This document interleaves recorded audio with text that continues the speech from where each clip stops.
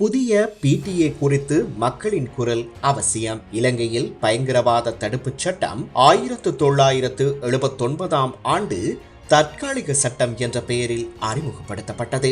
ஆனால் அந்த தற்காலிகம் இன்று வரை நீடித்து ஜனநாயக உரிமைகளை நசுக்கும் நிரந்தர ஆயுதமாக மாறியுள்ளது. தேசிய பாதுகாப்பு என்ற போர்வையில் அரசியல் எதிர்ப்புகளையும் சமூக இயக்கங்களையும் ஒடுக்க பயன்படுத்தப்பட்ட வரலாறு PTAக்கு உண்டு. 1983 முதல் 2009 வரை நீண்ட உள்நாட்டு போர் காலத்தில் இந்த சட்டம் பெரும்பாலும் தமிழ் அரசியல் செயற்பாட்டாளர்கள், இளைஞர்கள், பொதுமக்கள் மீது பயன்படுத்தப்பட்டது. குற்றச்சாட்டுகள் இன்றி கைது, நீண்டகால தடுப்பு காவல், வழக்கு தொடராத சிறை வைப்பு, சித்திரவதை ஆகியவை அன்றாட நடைமுறைகளாக இருந்தன. 1988-89 காலகட்டத்தில் இடதுசாரி அரசியல் செயற்பாட்டாளர்கள், தொழிற்சங்க தலைவர்கள், மாணவர் இயக்கங்கள் இதே சட்டத்தின் மூலம் அடக்கப்பட்டனர். 1980களில் இருந்தே ஊடக பத்திரிகையாளர்களும் PTAவின் நேரடி மற்றும் மறைமுக பாதிப்புகளுக்கு உள்ளானார்கள். அரசை விமர்சித்ததற்காக, மனித உரிமை மீறல்களை வெளிச்சமிட்டதற்காக பலர் கைது, மிரட்டல்கள், சுய தணிக்கை நிலைகளுக்கு தள்ளப்பட்டனர். 2019க்கு பிந்தைய காலகட்டத்தில் முஸ்லிம் சமூக உறுப்பினர்கள் பெருமளவில் PTAவின் கீழ் கைது செய்யப்பட்டு முழு சமூகமுமே சந்தேகத்தின் கீழ் நிறுத்தப்பட்டது. இதனால் PTA என்பது ஒரு சாதாரண சட்டமாக அல்ல, அடக்குமுறை அரசியலின் சின்னமாக மாறியது. எனவே இதனை முற்றாக ரத்து செய்வது காலத்தின் கட்டாயம். இந்த விடயம் புதிய அரசியல் மாற்றத்தின் மையமாகவும் மாறியுள்ளது. குறிப்பாக NPP தனது தேர்தல் விஞ்ஞாபனத்தில் PTAவை ஒழிப்போம் என அளித்த வாக்குறுதி இன்று நடைமுறையில் நிறைவேற்றப்பட வேண்டிய ஒன்றாக உள்ளது.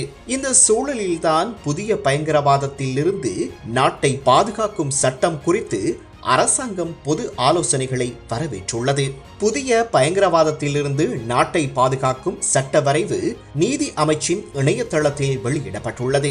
அது 3 மொழிகளிலும் கிடைக்கிறது. அனைத்து தரப்பினரிடமிருந்தும் February 28 வரை கருத்துக்களையும் ஆலோசனைகளையும் எதிர்பார்க்கிறோம் என்று நீதி அமைச்சர் அர்ஷன நாணயக்கார தெரிவித்துள்ளார்.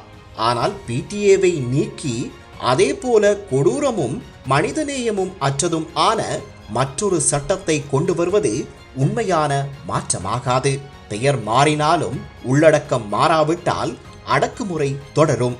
எனவே புதிய சட்டம் சர்வதேச மனித உரிமைகள் தர நிலைகளுக்கு முழுமையாக ஒத்துப்போக வேண்டும். கைது, விசாரணை, தடுப்பு காவல் ஆகியவற்றில் தெளிவான வரம்புகளும் கண்காணிப்பும் அவசியம். கருத்துரிமை, போராட்ட உரிமை, தொழிற்சங்க செயற்பாடுகள் ஊடாக சுதந்திரம், சிறுபான்மை உரிமைகள் ஆகியவை எந்த நிலையிலும் பயங்கரவாதம் என தவறாக வரையறுக்கப்படக்கூடாது.